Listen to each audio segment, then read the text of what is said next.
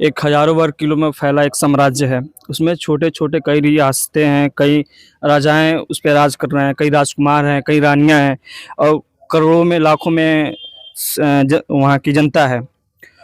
फिर वहाँ पे कुछ बाहर से विदेशी आक्रांताएँ आते हैं और वहाँ की धन संपत्ति वहाँ के लोगों को लूटते हैं, फिर जाते हैं। फिर भी उनको वहाँ से दिखता है कि इस साम्राज्य में, इस राज्य में और भी धन संपत्ति है और भी इसको लूटा जा सकता है। फिर आते हैं, फिर जाते हैं। ऐसे कई आते हैं और कई रूप बदल के आते हैं। कई विदेशी अंग्रेज के रूप में आते हैं, कहीं कोई मुगल के रूप में आता है।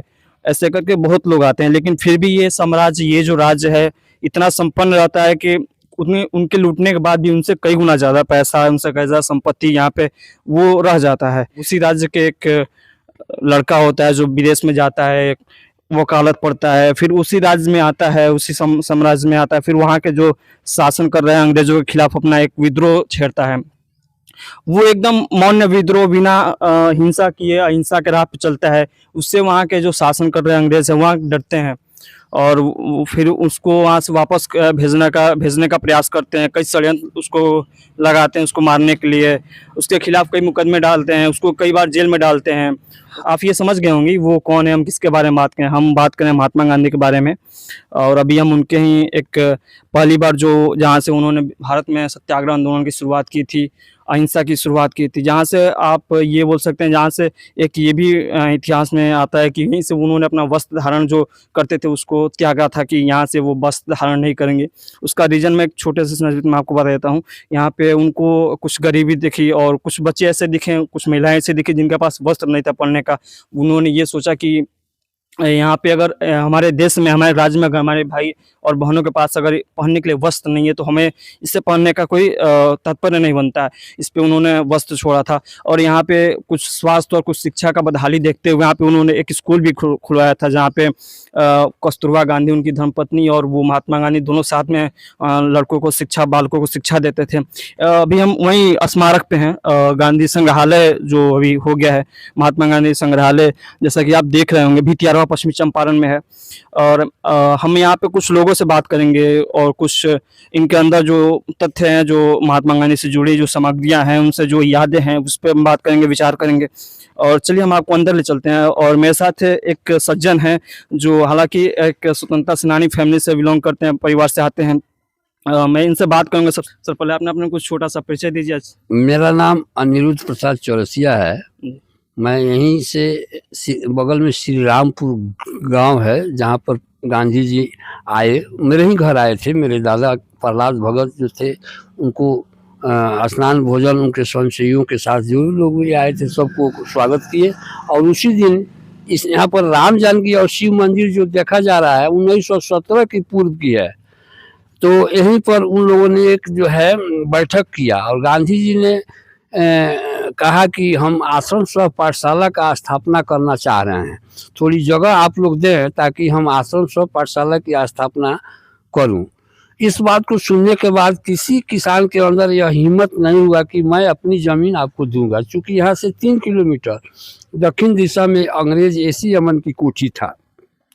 उससे किसान वर्ग इतना भयभीत हो गए थे कि मतलब कि इसी को लेके जो है यहाँ के किसान लोग, जिसमें मुख्य पंडित राजकुमार शुक्ल, संत भगत, पीर मुनीर, ऐसे लोग जो है लखनऊ अधिवेशन में गए और वहाँ जाकर गांधी जी से मिले और यहाँ की समस्याओं को रखा। गांधी जी द्रवित हुए और यहाँ वो आए और यहीं से जो है आश्रम सह पाठशाला की स्थापना करके पोषण सत्याग्रह आंदोलन का श्री गणेश किया। अभी हम आपको कुछ और तथ्य बताएंगे चलते चलते। अभी जो सर बताए थे जिस अंग्रेज की कोठी का, वो कोठी यहीं से कुछ दूरी पे थी। मैं एक घटना आपको बता देता हूँ जो मुझे याद आ रही है कि उस दौरान जब ये महात्मा गांधी आए थे, वो आए थे लगभग 10 अप्रैल के बिहार 10 अप्रैल को आए थे। ना 16 नवंबर नहीं, बिहार में हम बोल रहे हैं। 10 अप्रैल। हाँ 10 अप्रैल में, तो वो मोतिहारी से फिर बेतिया है, बेतिया से बताया जा रहा है, यहीं पे जो जिला मुख्यालय है बेतिया है, वहाँ से वो हाथी से यहाँ पे आए थे। जब महात्मा गांधी यहाँ पे थे तो वो एक लोगों के द्वारा, जो यहाँ के ग्रामीण है उनके द्वारा एक कुछ छोटा सा झोपड़ी बनाया गया था, घर बनाया गया था। लेकिन उनके रहने के बाद जब अंग्रेजों को लगा कि अगर यहाँ पे रहते हैं तो नील की खेती में उनको बाधा बनेगा, उनके जो उपज होता है वो उतना नहीं हो पाएगा, तो उन्होंने उस झोपड़ी में आग लगा दिया गांधी जी को मारने के वजह से, मंशा से। हालांकि गांधी जी बच गए सौभाग्य से, वो उस दिन बगल के गांव में थे। तो उसके बाद उन्होंने फिर यहाँ पे ईंट के द्वारा एक भवन का निर्माण कराया, जिसके बाद वो खीपड़े के मकान में, जैसा कि अभी भी वो खीपड़ा का जो, जिसे वो देख रहे हैं आप, खीपड़ा का जो छत है वो उसे खीपड़ा बोलते हैं बिहार में, तो वो उसी समय का शायद है। तो अब हम अंदर आते हैं और एक एक करके कुछ तस्वीरें हैं और कुछ लिखावट है, लेख है, मैं उनको दिखाना चाहूँगा आपको। सबसे पहले हम इधर से शुरू करेंगे, आप बताइए ये है क्या? हाँ, ये जो है गांधी जी का टेबल है, फाउंडिंग टेबल, मतलब कि मोड़ के जहाँ जाते थे लेके जाते थे और वहीं पर विश्राम भी करते थे। मतलब कि फोल्डिंग टेबल है, जहाँ पे अभी जो लोग अध्ययन के लिए उस समय शायद यूज कर रहे होंगे गांधी जी। ये जो देखा जा रहा है कस्तूरबा जी की चक्की है, कस्तूरबा माँ का जो है यहाँ पर अपना, मतलब कि उस समय इसका व्यवहार की थी। तो कहने का मतलब है इसी में सभी लोग रहते थे और यहीं पर जो है स्कूल पहले चला, उसके बाद आगे चल के वहाँ पर जो गेट देखे हैं उसके बगल में जो है वहाँ विद्यालय चलता रहा। तो अब रहा कि जब सरकार मतलब कि बिहार सरकार ने इसको जो है बुनियादी विद्यालय के नाम पर इस मतलब कि 1 से 8 क्लास का विद्यालय 3 जगह गांधी जी ने खोला। पहला बड़हरवा लखनसेन जो मोतिहारी जिला में पड़ता है, पश्चिम चंपारण में भितियारवा दूसरा, और तीसरा जो है मधुबन में। तो कहने का मतलब है कि 3 विद्यालय इनके द्वारा खोली गई है।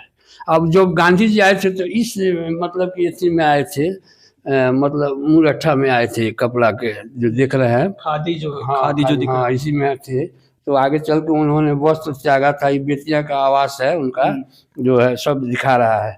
अभी एक चीज़ मैं आपको दिखाना चाहूँगा, ये आप यहाँ पे देख सकते हैं नील की खेती, मतलब पुराने जो चित्र हैं वो ऐसे हुआ करते थे, नील की खेती का जो प्रक्रिया वैसे हुआ करता था। हालांकि नील की खेती का एक और मैं टर्म आपको समझा देता हूँ, वो होता क्या, जैसे उसमें एक 3 मुठिया चलता था।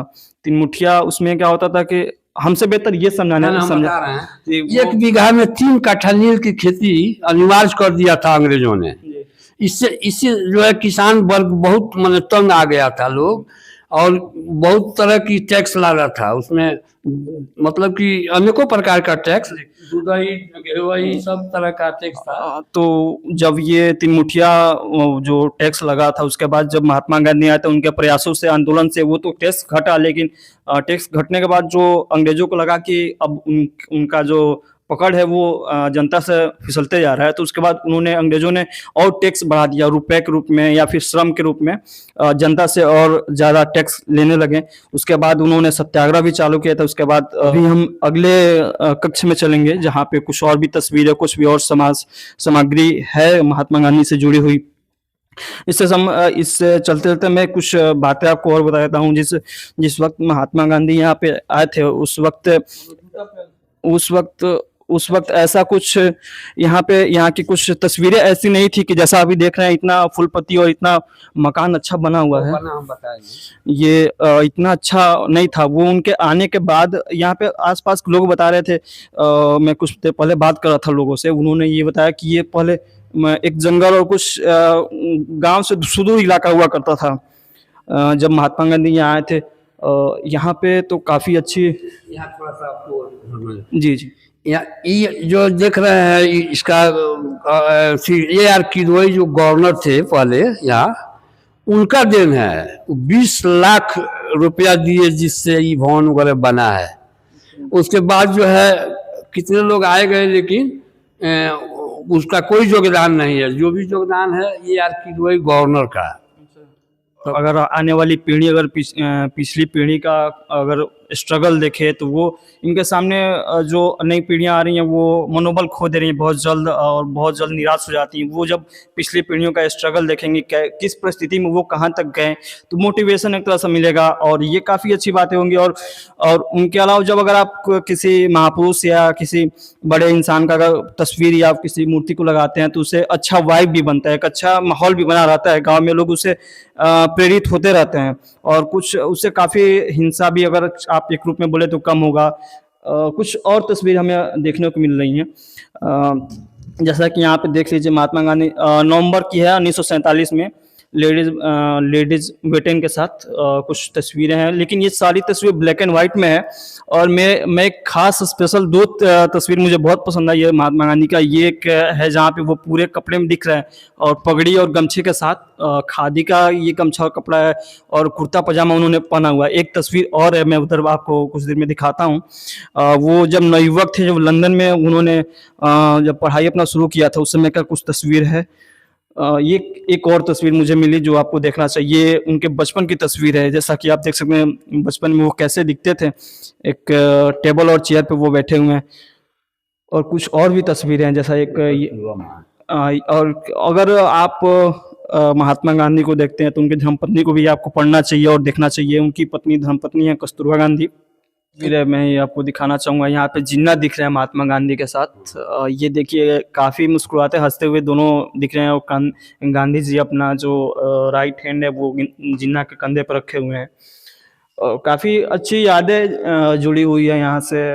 भारत को जो भारत का जो भूतकाल है उससे ज़्यादातर तस्वीरें जो है जो महात्मा गांधी किसी ग्रुप में है, सिंगल तस्वीरें कुछ कम दिख रही हैं, लेकिन जो ज़्यादातर तस्वीरें जो है ग्रुप में हैं, जो किसी के साथ हैं। वो एक तस्वीर है जब सुभाष चंद्र बोस के साथ वो दिख रहे हैं।